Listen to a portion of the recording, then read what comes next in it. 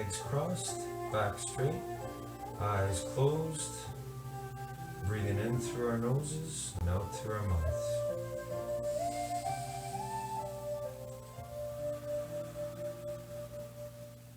Feeling the power of you controlling your breathing.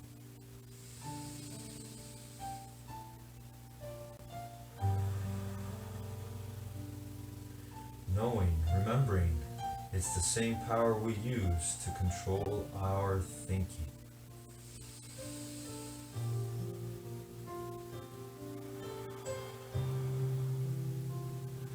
Use that power.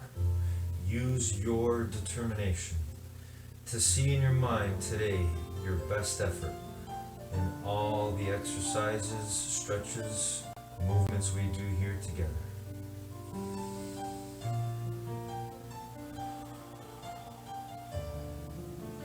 See it in your mind right now. See yourself doing the best you can, giving the best effort you've ever done for anything.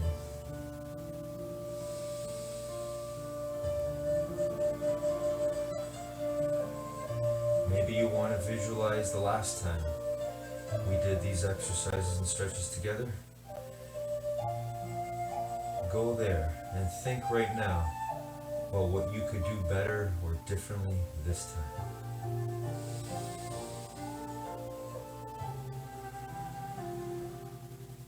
It's the same process we use to grow our minds and grow the strength and health of our bodies and energy.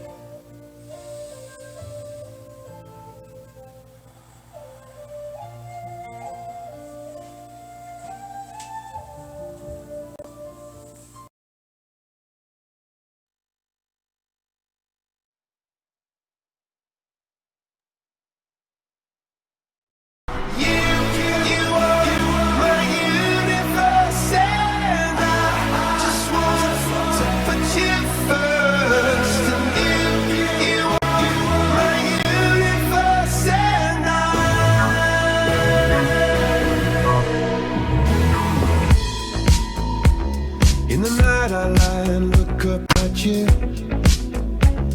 When the morning comes I watch you rise.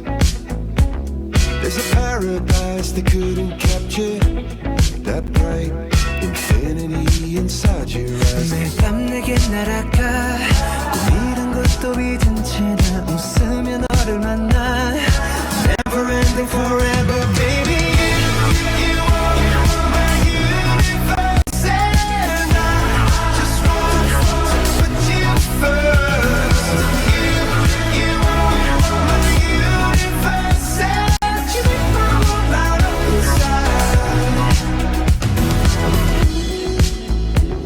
어둠이 내겐 더 변했었지. 길어진 그림자 속에서.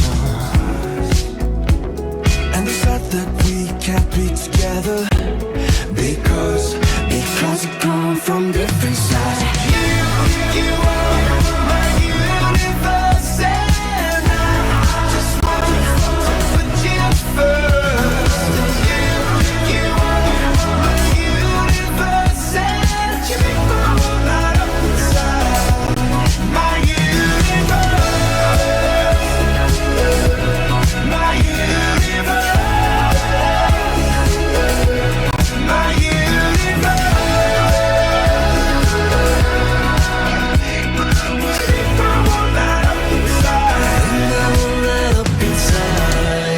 나를 밝혀주는 건 너란 사랑으로 수놓아진 별.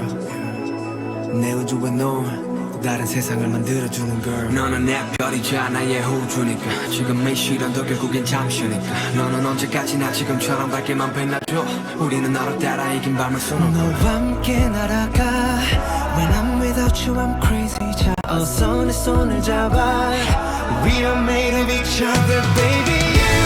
You are my universe and I just want to put you first.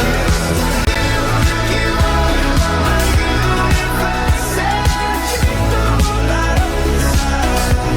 My universe, my universe.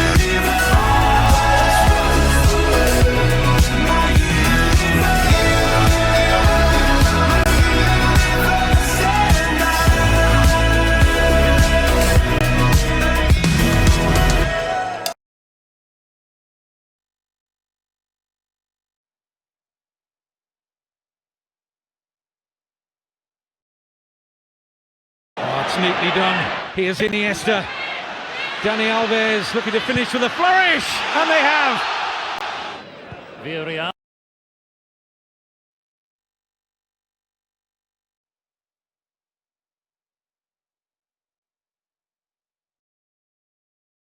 Morning, guys. Another major fear we have in our lives, and this is true for most of us, is the fear of loss of love. And this is a really tough one because our very essence, everything we're made of, all the truth principles we're made of, they're all made, it's all love. And we want to feel that connection, that love, that belonging with every single human being. That's what we really want deep down inside. But unless we become centered on correct principles and things that are intangible, things we can't see, energies that we can't see, unless we become centered on finding our true happiness, freedom, and success, and if we're not happy, nobody else around us can be happy because we're not giving the best of ourselves. So we have to overcome this fear of losing love, fear of losing people that we love most. And if we do, we can achieve our greatness. Have a great day, everyone.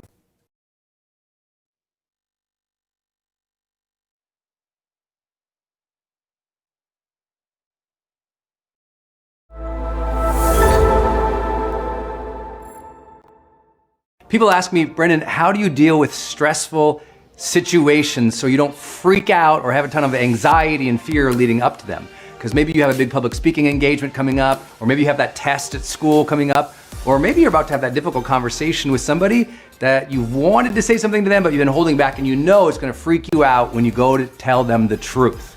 Whenever we're in situations that we know are going to bring us stress, it really is on us to prepare our absolute best so that A, we deal with them well and we can actually enjoy the experience or go through the experience without freaking out. But B, we don't freak out the energy of everybody else, right? Because in all of the storms of life, it is our job to be the calm amid the storm. But that's hard, and that takes skills, and that takes training. So I got 4 big ideas for you in this Brendan Show episode. Number 1, always anticipate and ask others how to deal with stressful situations. I know that's a no-duh one, but most people do not do that, right? You're about to go take your first SAT test ever. What do? Well, you study, you go and you take it. But that's gonna be a stressful situation. Why wouldn't you first anticipate, wow, that is gonna cause a lot of anxiety for me. The days before, the day of, I'm gonna be freaking out, waiting for my scores. Why would you not ask people who've already taken it?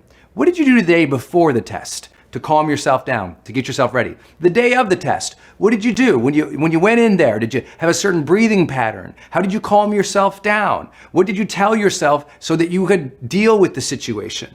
Right? Same thing. You're about to go have a difficult conversation with your spouse or your partner, the person you love. Why wouldn't you ask other people who you know, be like, hey, I'm about to have this difficult conversation. Have you ever had a conversation like that? Oh, what did you say? How did you bring it up? Like the idea that so many people in this world go into every day bumbling into it, I feel sad for them. They're living a highly reactive life and they're setting themselves up for incredible failure. Because if you don't anticipate the emotions that you're going to have in stressful situations, I promise the situation is gonna win, not you. So always anticipate, okay, this is gonna be hard. This conversation, this test, this day, this thing, it's going to be hard. Anticipate, it will be hard. Now, who has gone through it before, who I can ask how they dealt with it? That's the first strategy. Second strategy, I need you to make a pre, during, and post stress management plan. Huge phrase, Brendan, I know. But what I think is, okay, if I'm gonna go have that difficult experience in my life, I'm gonna plan, really plan, the day before, the day of, and the day after. I'm really gonna think through it. So let's say you're gonna have that difficult conversation with somebody you love. Okay, the day before, I'm gonna say, okay, well, the night before, I'm gonna ask myself these questions. I'm gonna rehearse it a little bit.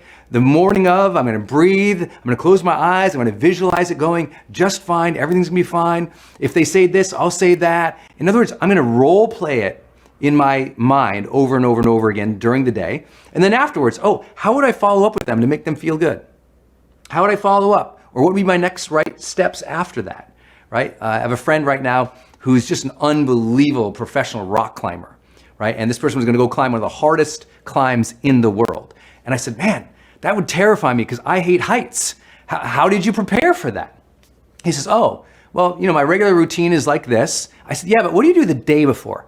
And he had like 5 or 6 things he did the day before to get himself mentally and emotionally and physically ready, including doing a lot of mobility training, a lot of breathing and calming activities, a lot of visualization, going over his notes about where each hold was. It was unbelievable. The day of, that morning, he got up, he went through a very basic routine. He'd been running for weeks and weeks and weeks and weeks, but he added on other little elements too that he knew he was going to do in advance, including calling his spouse and saying, I love you, honey, because he's about to climb up a mountain. And then the day after, because here's what we often don't think. Stress has a longer shelf life than we think. What I mean by that is, let's say you go do something and it's really stressful, that energy carries with you the next day. So what can you do the next day to calm yourself down? For example, many of you guys have been to my seminars before out in the world, right? Maybe you come to High Performance Academy or HPX or Influencer or one of our big programs. And I know that delivering that training, it takes 4 days of my life. I'm on stage for anywhere between 7 to 14 hours a day, depending on the event, and standing up that whole time. Delivering that seminar is one of the hardest things I do in the world. Well, guess what? I gotta plan my stress after it. Because after it, my adrenals are all down now. I'm exhausted, and I'm thinking, okay, I gotta recover from this. So I plan my recovery well in advance of that situation. So what you do before, during, and after, put yourself in a good place so that you really deal with stress. Number 3, I need you to visualize and role model over and over and over again. I know I referenced a little bit when I talked about what to do during a stressful situation or the day of. I think it's incredibly important that you know you have stress coming up, that you visualize it over and over and over again, that you play in your mind over and over and over again. But here's the difference. Okay. Fear-mongering or worrying is thinking about it and seeing it go bad every single time. Visualize it is you show up confident, capable, doing a good job. Confident, capable, doing a good job. I want every single time. Visualization should be a positive thinking exercise where you're seeing the situation and you're seeing yourself well, but you're also noticing things that are difficult. They say this, they say that. And it's kind of like scenario planning. If she says this, then I'll say that. If he does this, then I'll do that. But keep the momentum going and visualizing things all the way through. Right, friend, the rock climber. He doesn't just visualize the start of the climb. He visualizes the entire climb until he's standing on top of the rock and their success. So I want you to visualize the entire scenario. What most people do is they visualize a little bit of scenario. They feel anxious and worry, so they stop visualizing, or they catastrophize. They start seeing it going bad, and they never walk the entire thing through. I want you to walk the entire thing through. See the entire thing and force yourself to keep going well. Force yourself to keep going well. Force yourself to keep going well. Then I want you to pair it with role modeling. I want you to call a friend, call somebody else, say, I'm about to have this conversation. I'm about to go do this thing. Can I ask you some questions and try this out? Sound it out, act it out, explore it with other people.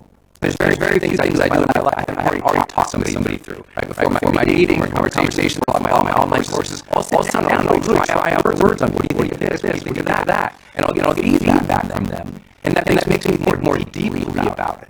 And when I think more deeply about it, suddenly stress isn't so like front of house, because in my mind, I'm already prepared.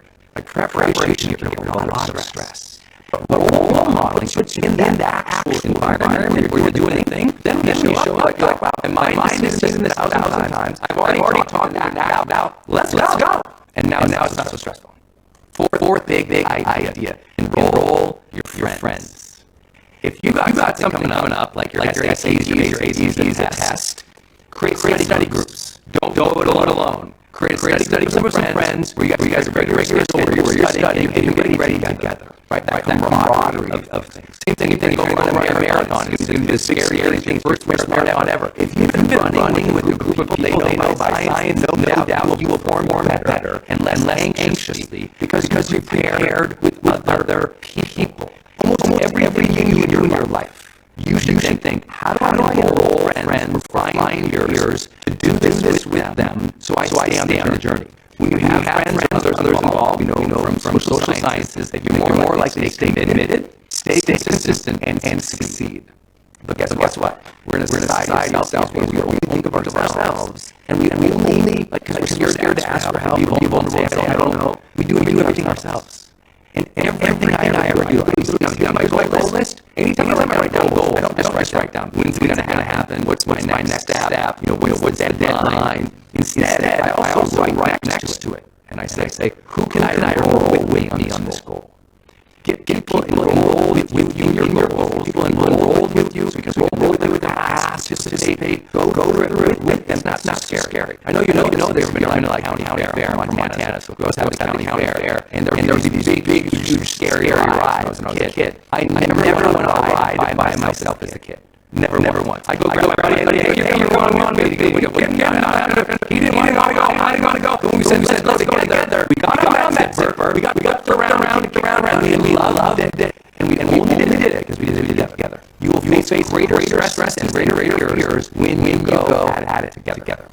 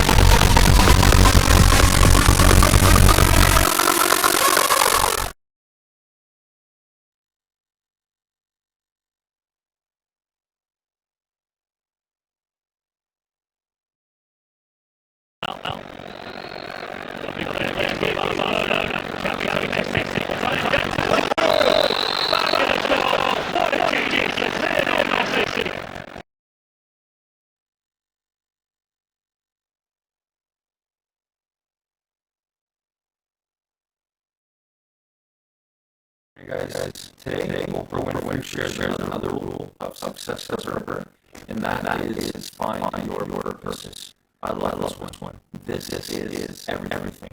If we don't know what it is we're supposed to be doing, we don't know which way to go. We don't know how to guide our thoughts, our actions, our everything. So for me, it's determination. That's why I love my word. Determination means decision, deciding. and then desire never giving up until you go out what you really want. See, we have to have that sense of that we're headed in the right direction. And so you've got to find your purpose. Oprah Winfrey has shared with us that if you don't have a purpose, you're just wandering around, you're just drifting. And you're not meant to do that. We're meant to lock into something which is our true frequency, bring it up, share it with the world. But find out what it is you really want and go after it, the light ends up. Have a great day, everyone.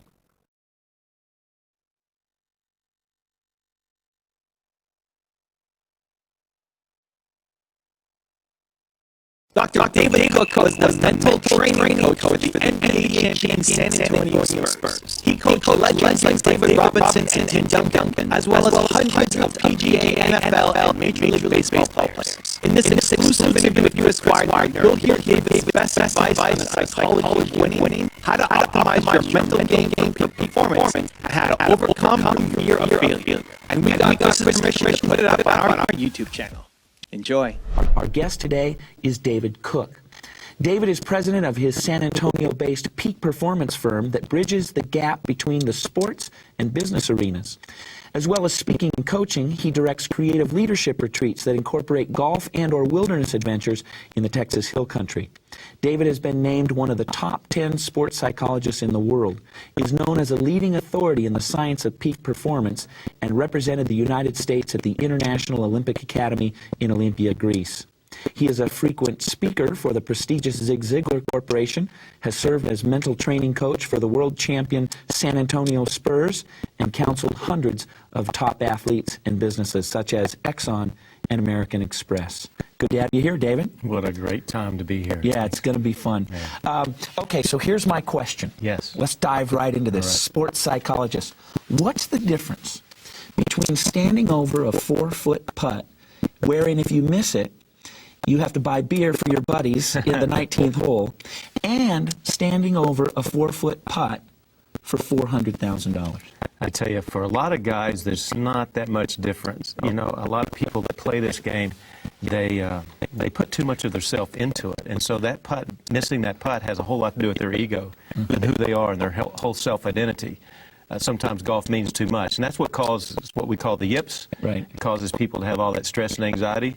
So in a way, I mean, obviously it's different, but in a way, when these guys are playing with their buddies that they live with that are going to harass them or celebrate with them or needle them or whatever, that 4-foot putt means a lot and oftentimes causes great stress and great anxiety. What do people think about, though? Some people, you know, they're just playing a backyard game or whatever, but then they get to this and now it means something.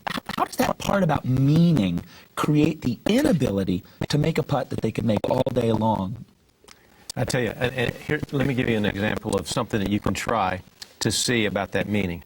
Take a putt, take a ball and put it 6 inches from the hole and see what you're thinking as you take the putter back and hit it. Nothing. Take it back a foot. Nothing. Take it back 2 feet. Nothing.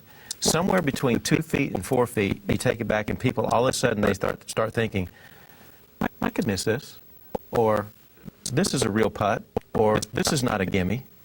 And so there's a point at which we move away from that goal. There's a point at which that goal gets far enough away from us that all of a sudden different voices begin to speak to us. It's the same in life. It's the same in anything. Once we start adding meaning, it's meaningless at 6 inches. It's meaningless at a foot. It's meaningless at 2 feet. But at 3 feet, there's a threat. And the threat happens around 3 feet because it's short enough you should make it. And so if you miss it, it really must mean you're not very good, or you can't get it back. It's, you know, it's gone forever. But meaning comes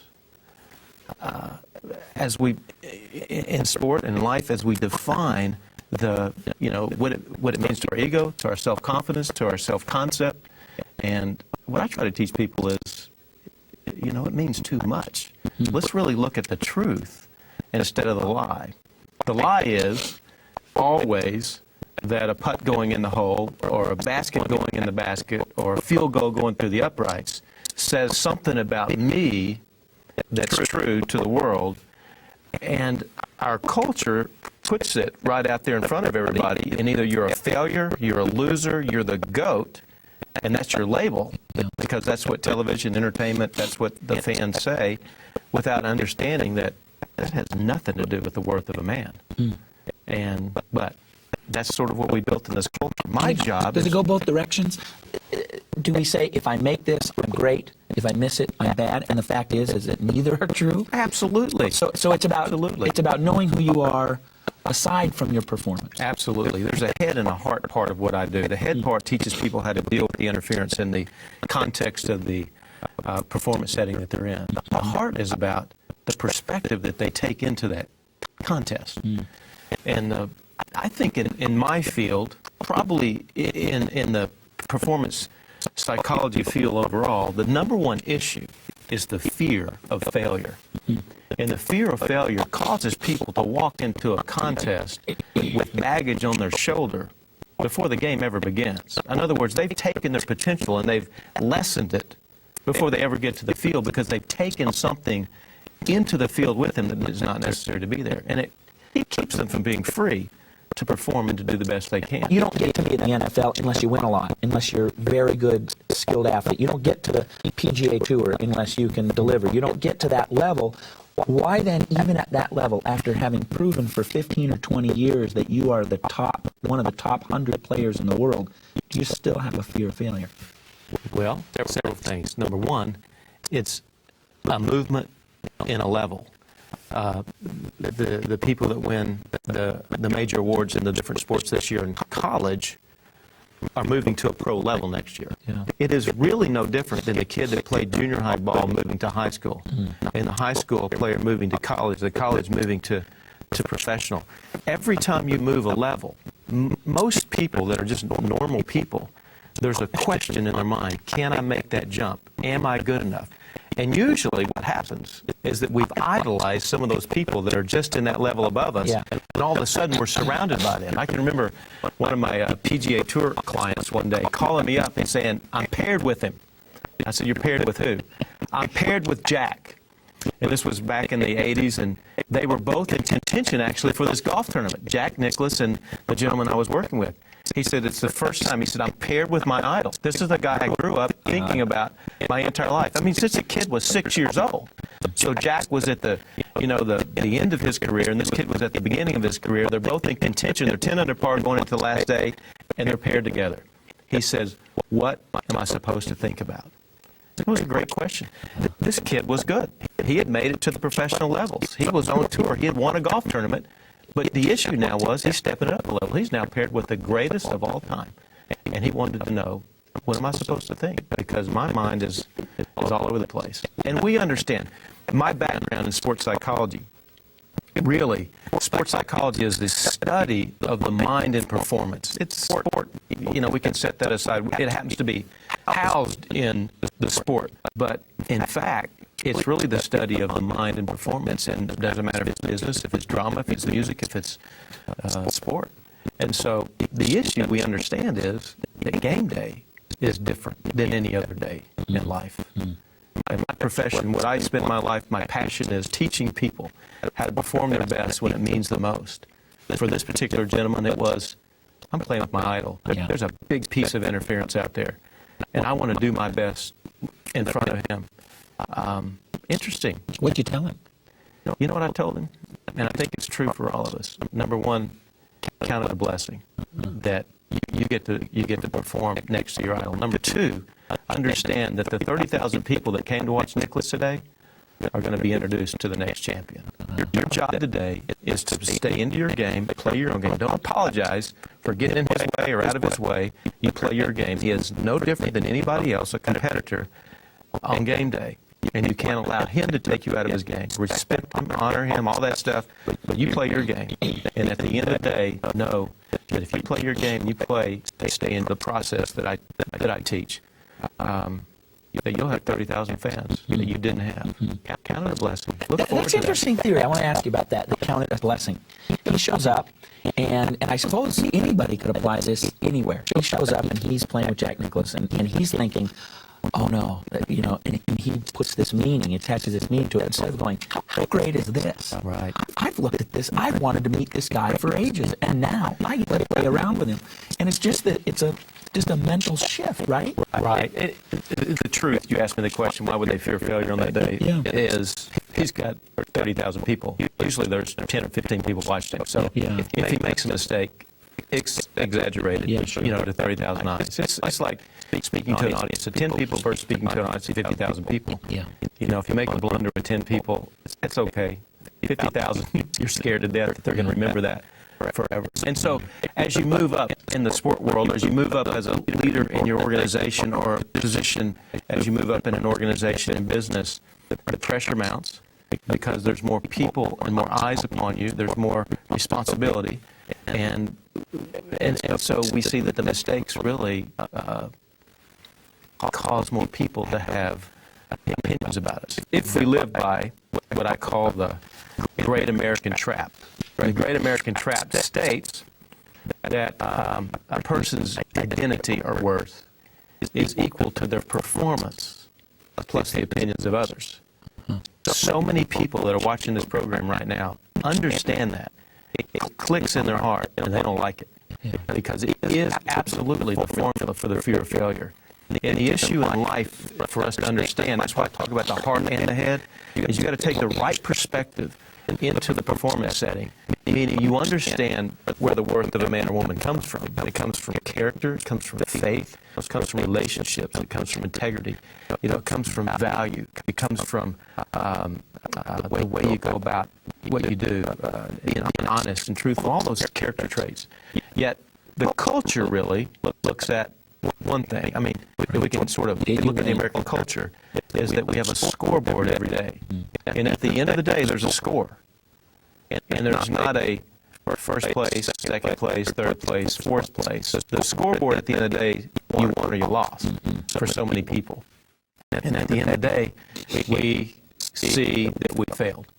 And so the people that live to that formula, their self-worth, their identity is really beaten up. They just feel awful at the end of the day, like a loser, because they base their identity on the performance, plus what they think other people are going to think about them because of that performance. It's a sad thing in our culture.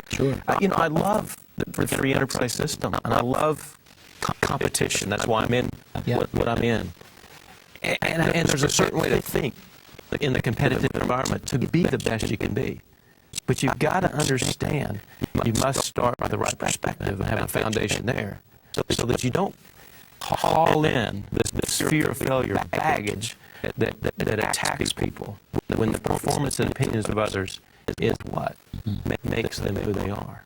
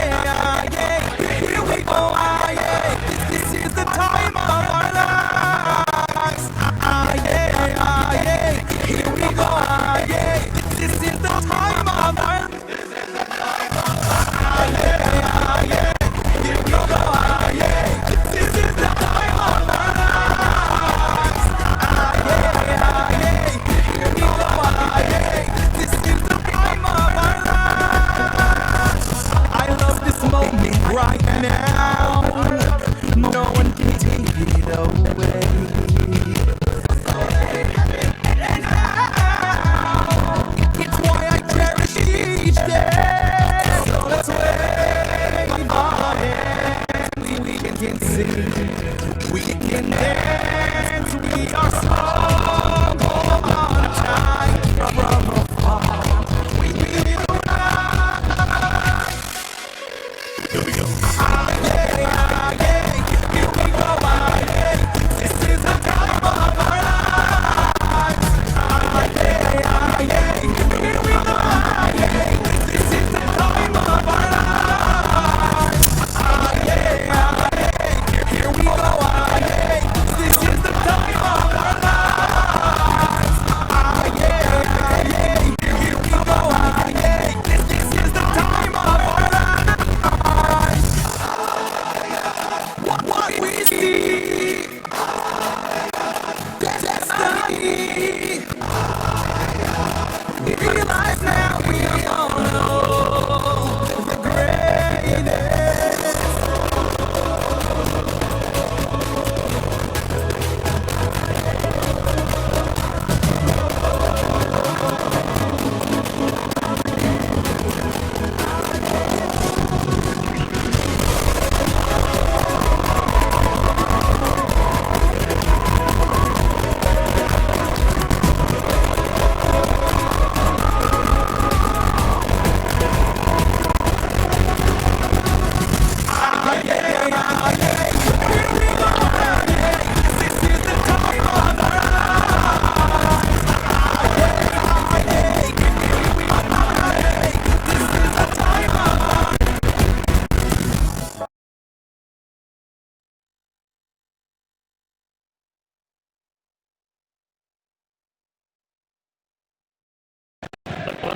Referee says you've got the ball, so play on, and he does to Messi. And Messi does the back backing up, and they do the penalty area. It's Messi! Oh, wow!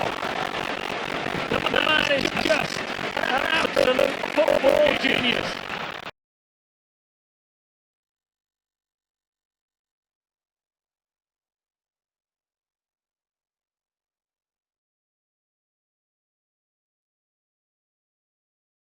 Morning, guys. As we live, laugh, and love our way to infinite mind wealth, we got to remember the words of Les Brown.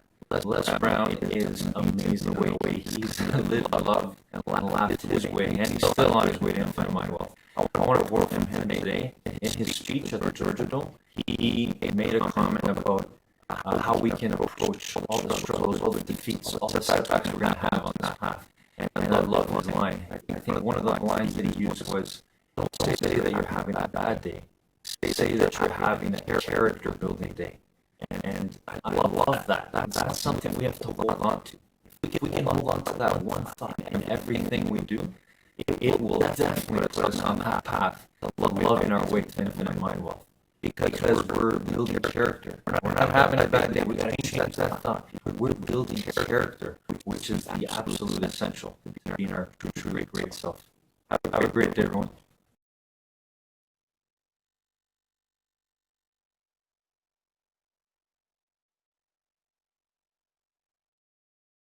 Confidence is the willingness to try. In research, there's something called a confidence competency loop. And what that means is that as you try something for the first time, like I was curling my hair this morning, and I freaking burned my ear by trying, and by the way, screwing it up and burning my ear, I still am gaining a little bit of confidence. I know to hold this thing a little bit further away from my ear now. By gaining confidence by burning my ear, I now am going to try again. I'm going to be a little bit better, and I'm going to gain a little bit more confidence, and then I'm going to try again, and then I'm going to learn even more. And so confidence, at the heart of confidence is action. It's the willingness to try. And all you need is to know that if you try, you're not going to die. You're just going to learn something. And when you learn something, it removes a little bit of the insecurity, but it makes it slightly easier to try again. Need motivation? I better watch Top 10 with Believe Nation. It's Evan Carmichael, and I make these videos because I need it. I need it for me, because I don't wake up every day and say, yes, let's go conquer the world. No, I wake up and I need that external motivation to match my internal motivation. When I see somebody who's doing amazing things, it makes me just want to play a bigger game. And so I hope that today's video makes you want to play a bigger game too, because your message matters. And let's get it out to the world. So today, let's talk about one of the best, Mel Robbins, my take on our top 10s of success. Enjoy. I would follow the 60% rule. Okay, and I use 60% because that is the figure that was in the HBP study about men applying for jobs when they feel 60% qualified. If you look at something that you want to do or try or apply for, and you feel whether it's 60% qualified, okay, I got 60% of the stuff, because the truth is, job description, everybody, a dating profile, that is not requirements. That's a wish list, okay? If you got 60% of that stuff, freaking go for it. That's rule number one, the 60% rule. The other thing is that if you're looking at doing something that you're scared to do, maybe it's signing up for an improv class, maybe it is ordering podcast equipment, maybe it's signing up for Genius, like thinking about it. If you want to scale, you're on this teeter-totter. If you tip more toward I'd really like to, so that's about 60%, right? Wait, versus 40%, I'm kind of nervous, freaking do it. That's how you build confidence. Because back to the original thing that we're talking about. Self-doubt grows when you engage in negative talk to talk yourself out of the things you want to be trying. There is so much pain, Jay, in talking yourself out of trying things. And it just makes me so sad and frustrated to see so many of you that are listening wasting years of your life, really feeling this desire to try something and putting all your energy into talking yourself out of it. Number 2 is practice 5-second rule. What's the number one thing that people have come to know? Mel, I'm so glad that you told me that, because I've been applying that in my day-to-day life. It's without a doubt a 5-second rule, which is a brain hack that I invented 14 years ago when anxiety consumed me. We were $800,000 in debt, and I couldn't get out of bed. So we're talking about morning routines and finding space for yourself. I literally spent an hour every morning staring at the ceiling, consumed with our problems and anxiety and depression. And 5-second rule is a simple tool. Everybody needs to know it. Every kid needs to know it. You simply count backwards 5, 4, 3, 2, 1. In a moment where you're hesitating or afraid, and then move. Just get up. Oh, absolutely. Because something happens in your brain when you count backwards. You interrupt the patterns of worry, procrastination, and beating yourself up. When you go 5, 4, 3, 2, 1, you require the prefrontal cortex to pay attention, which is the part of the brain you have immediate control. And what do you do next? Number 3 is embrace change. We are in too much of a cancel culture. We ghost people, we label people and toss them to the side, and I believe that every human being is capable of changing. And I also believe that if you want people to become better, whether that's better in terms of their mental health, or better in terms of their habits, or addictions, or beliefs, whatever it may be, you have to create room for people to change. And by labeling somebody as toxic, and then just tossing them out the window, you are not identifying the behavior that doesn't work for you. And when you start to go, the behavior of you giving me the silent treatment is toxic behavior. And this is what my boundary is with it. Number 4 is act like your ideal self. The belief becomes real when you start taking actions that are aligned with the new belief. The new belief becomes real. The new belief becomes coded in your brain, in your nervous system, in your neural pathways, in your habits, in your systems, in the way you talk to yourself. Your new belief becomes real when you take actions that are aligned with the new belief. I did not make this up. This entire field of study called behavioral activation therapy. Absolutely everything that I teach you is grounded in behavioral activation therapy. I'm trying to make you understand that before you feel like the person you want to become, you need to start acting like the person you want to become. Before you feel ready to go to the gym for the first time in a year, you need to push yourself. Use the 5 seconds. Take a 5 second moment control. 5, 4, 3, 2, 1. You need to push yourself to act like a person now that is already got a habit of going to the gym. That's how your belief that I deserve to be healthy and I can figure out how to do it. That's how your belief goes from just a statement that you say to a 5 second moment control. 5, 4, 3, 2, 1. Take the action and act like that person. Go to the gym. For those of you that want to write, for those of you that want to grow your business, ask yourself, what is a person is a successful writer do every single day? They write. Before you feel like a writer, you need to make yourself take actions that a writer takes. So that as you stand and you start to say, I figure out how to write a book. Over time, I could write a book. But then if after saying that to yourself, you now need to push yourself to sit your ass in a chair and do what a writer does, which is just write about 500 pages before you have anything for sharing somebody else. If you struggle with growing your business, I guarantee you, you're not doing the work that would grow your business. You're thinking about reasons why you can't. We need to put this as everybody. You need to start saying, I am capable of figuring out how to grow my business. I am capable of pushing through the fear and getting funds out. I am able to figure this out. And then you need 5, 4, 3, 2, 1. Take the action before you're ready. When you're ready, you can still take action. When you're hesitating, you can still take action. When you don't feel ready, you can still take action. Action is the only way you're going to change your life. And by the way, action is necessary. You have to decide what you want to believe, and then you got to do the really hard work to push yourself to take action before you're ready. That's the only way that you will change how you think about yourself, how you think about your life, how you think about your future. By deciding what you want and pushing yourself to take action 5 seconds at a time when you're scared, when you're anxious, when you're not feeling ready. That's how you change anything. And that's how you put it all together.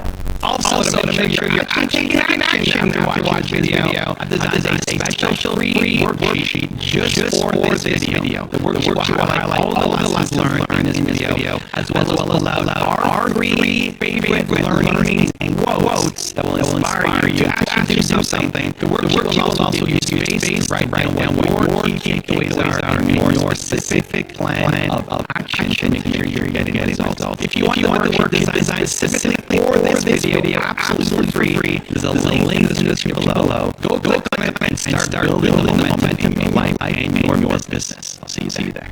Number 5, be present.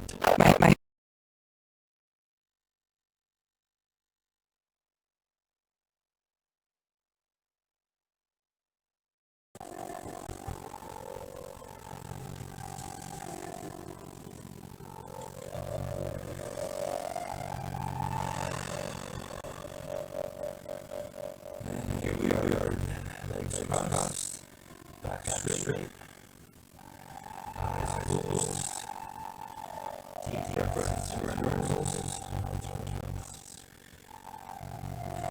away we begin.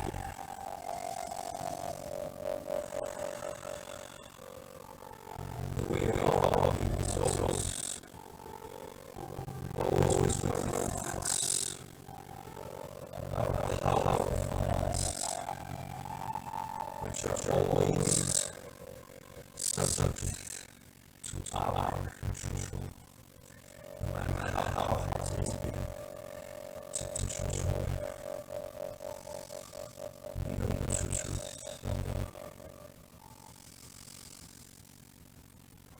We saw it in our favorite. We see it every day in our life. We know that we have the power to determine what thoughts we will act upon also have the power to determine what feelings we will allow to flow out into this.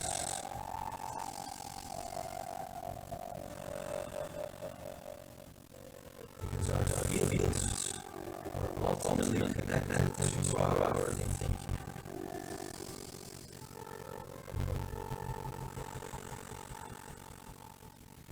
If we control our breath with our thoughts,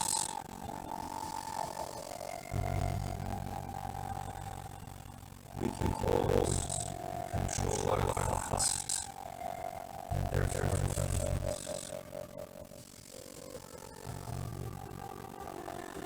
To learn and to grow and to be mindful, peaceful, free and successful, wherever we are, no matter what.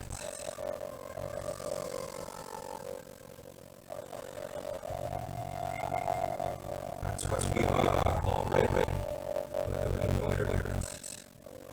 Determined nation, a people and nation that knows has the power to think and to be positively, undoubtedly, unwaveringly, love, no matter